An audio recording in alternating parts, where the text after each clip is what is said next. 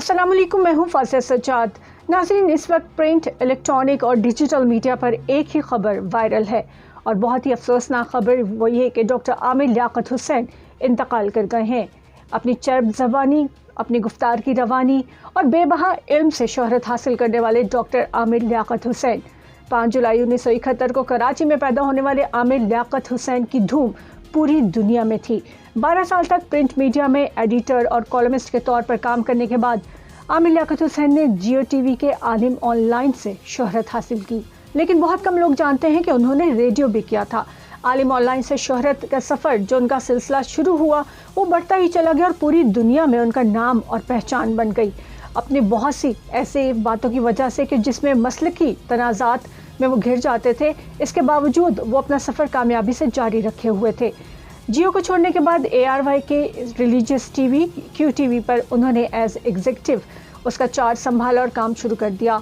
और आमिर लियाकत हुसैन के जिनके क्रेडिट पर मॉर्निंग शो में एक मर्द के तौर पर मॉर्निंग शो होस्ट करना एक बहुत बड़ा उनका नाम था इस हवाले से, और अपने शोज़ में ख़ुद कुकिंग करके लोगों को, अपने गेस्ट को खाना खिलाना उनकी फेवरेट हॉबी हुआ करती थी।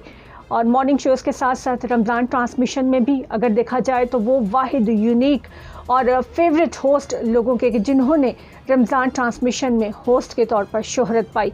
और फिर बाद में बहुत से टीवी चैनल्स ने, बल्कि तमाम टीवी चैनल्स ने रमज़ान ट्रांसमिशन शुरू की, गेम शोज़ शुरू किए, लेकिन कहा जाता है कि इन सब का फोर फादर आमिर लियाकत हुसैन ही थे। वही थे इस ट्रेंड को सेट करने वाले। लेकिन फिर आहिस्ता आहिस्ता चीज़ें उलझती चली गईं।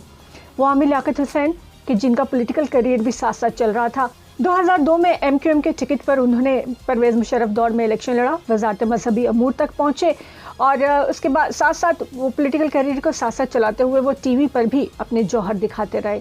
लेकिन तनाज़ात में घिरे रहने के साथ साथ पॉलिटिकल पॉइंट ऑफ व्यू से भी उनको प्रॉब्लम्स बहुत सी फेस करना पड़ी।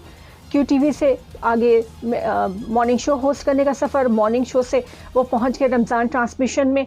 दूसरी जानिब अगर हम उनके सियासी करियर पर देखें तो MQM का साथ उनका और MQM का साथ बहुत जल्द टूट गया। आमिर लियाकत के करियर में आमिर लियाकत के क्रेडिट पर एक बहुत बड़ी बात जिससे लोग बहुत कम आशना है वो ये कि 2005 में उन्होंने खुदकुश हमलों के हवाले से, जब वो वज़ारत मजहबी अमूर के काम सर अंजाम दे रहे थे, खुदकुश हमलों के हवाले से उन्होंने एक बहुत बड़ा फतवा दिलवाया था। मुफ्ती मुनीबुर रहमान और उनके साथ तकरीबन 300 जय्यद उलमा ने ये फतवा दिया था खुदकुश हमलों के ख़िलाफ़ और इसे गैर इस्लामी फ़ेल करार दिया था। ये क्रेडिट आमिर लियाकत हुसैन को ही जाता है।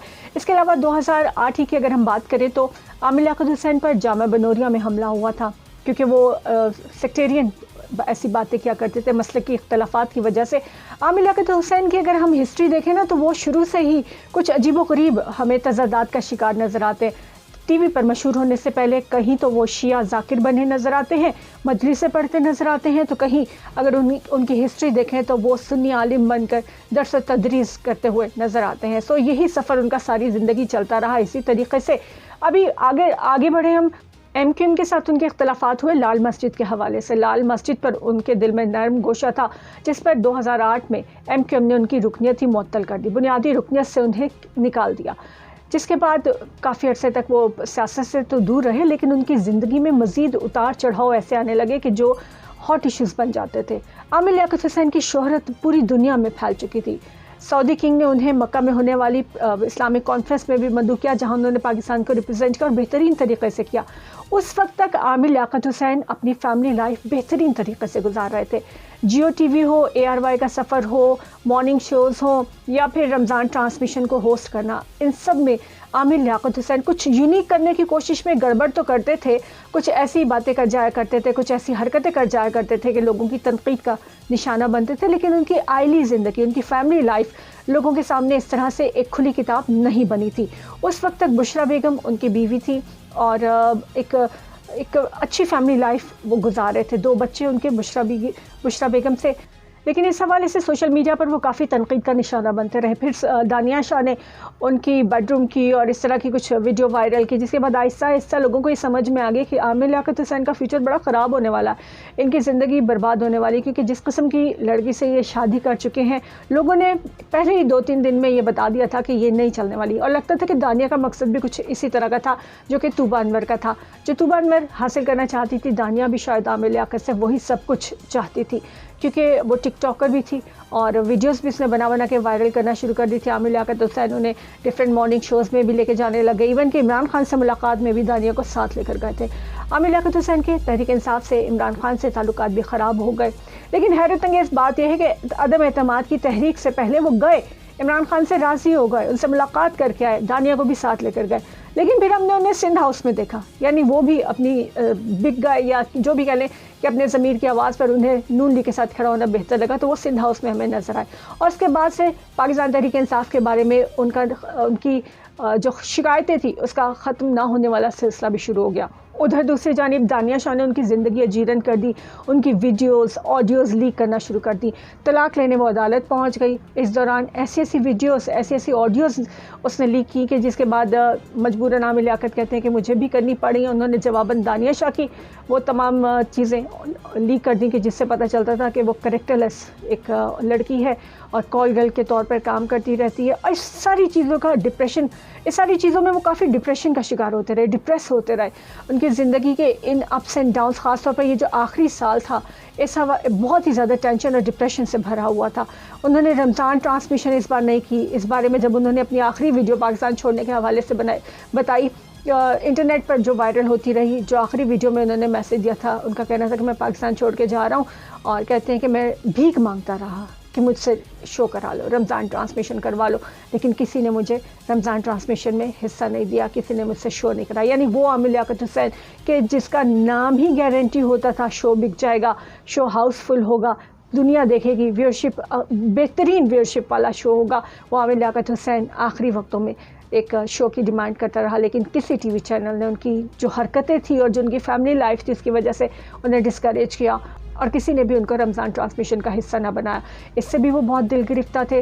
दूसरे इस बीच में एक हानिया शाह नामी लड़की थी, वो भी सामने आई और उसने कहा कि जी वो भी आमिर लियाकत की को खुफिया बीवी है। उसकी तरफ से भी बेपनाह इल्ज़ामात आमिर लियाकत पर लगे, वो भी टेंशन और डिप्रेशन। उसके बाद दानिया की तरफ से जो कुछ किया गया, और आखिरी वीडियो जो थी वो तो बहुत रुला देने वाली थी। लोगों को आमिर लियाकत से नफरत सी हो गई हुई थी, उसके छिछोरपन से लोग तंग आ चुके हुए थे। लेकिन वो जो आखिरी वीडियो थी जिसमें वो रो कर बता रहे हैं कि उनकी जो वीडियो लीक की गई, उनके जिस्म के बारे में लोग बात कर रहे हैं, और जिस तरह से उनके इम्पोर्टेंट होने के बारे में, इस किस्म की बातें जो दानिया ने की थी, इस हवाले से वो बहुत ज़्यादा डिप्रेस्ड थे। आखिरी वीडियो में उन्होंने कहा कि वो पाकिस्तान छोड़ के जा रहे हैं। उससे पहले उन्होंने दानिया को फिर से ऑफ़र की थी कि वो उसे माफ़ करते हैं, वो घर वापस आना चाहे तो दरवाजे इसके हमेशा से खुले हुए, हमेशा के लिए खुले हुए, वो कभी भी वापस आ सकती है। लेकिन इसके साथ एक और इंकशाफ किया, उन्होंने कहा कि मैंने बुशरा को तो कभी तलाक दी नहीं थी, बुशरा तो अब भी मेरी बीवी है। इस हवाले से बुशरा बेगम की जानिब से तो कोई ट्वीट या कोई भी बात सामने नहीं आई।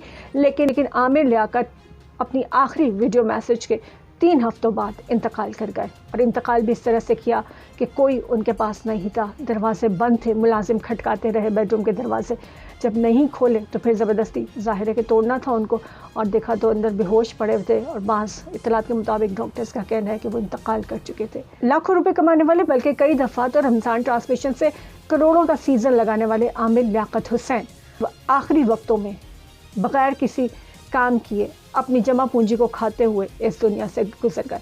दानिया शाह ने भी बेपनाह डिमांड की उनसे, करोड़ों रुपए के घर और कैश की भी। तूबा को भी उन्होंने बेपनाह दिया, बुशरा बीबी को भी बेपनाह नवाजा। लेकिन ख़ुद आमिर लियाकत हुसैन एक बेबसी की मौत का शिकार हुए जब उनके आसपास भी कोई नहीं था। अपनी चैब ज़बानी, अपनी गुफ्तार की रवानी से दुनिया को गर्विदा करने वाला आखिरी वक्त में शायद पता नहीं किस किस को पुकारता रहा होगा, लेकिन कोई भी इसकी पुकार सुनने को मौजूद नहीं था। और इससे ये चीज़ भी साबित होती कि अल्लाह जिसे चाहे इज़्ज़त दे, जिसे चाहे ज़िल्लत दे, जिसका चाहे नाम रखे, जिसे चाहे बेनिशान कर दे। बुशरा बेगम के साथ आमिर लियाकत की एक बेहतरीन आइली ज़िंदगी, एक अच्छी फैमिली लाइफ के जिससे 2 बच्चे अब जवान हो चुके हैं, और एक अच्छी ज़िंदगी उन्होंने हमेशा से गुजारी थी। लेकिन बाकी जो करैक्टर ज़िंदगी में आते रहे, उन्होंने तबाही मचाई, और उसी तबाही का नतीजा डिप्रेशन और टेंशन के बाद मुस्तकिल बीमारी और बार बार की बीमारी के बाद बिलाखिर हम इस दुनिया को छोड़ जाने की सूरत में हमें नज़र आया। यकीनन दुख की बात है एक ऐसे टैलेंटेड शख्स का इस दुनिया से चले जाना कि जिसका खला पूरा करना शायद नामुमकिन था। लेकिन उस वक्त तक, जब तक वो एक आलिम की हैसियत से था, उस वक्त तक जबकि वो एक मजबूत किरदार का इंसान था, लेकिन जब से उनकी ज़िंदगी में ये डाउनफॉल आना शुरू हुआ, उनकी व्यूअरशिप कम हुई, लोगों की उनसे मोहब्बत कम हुई, और लोगों की तनकीद और मजाक का वो निशाना बनते बनते बिलाखिर ये दुनिया छोड़ गए। अल्लाह ताला उनके दर्जात बुलंद करे, यही दुआ की जा सकती है। अल्लाह हाफिज़।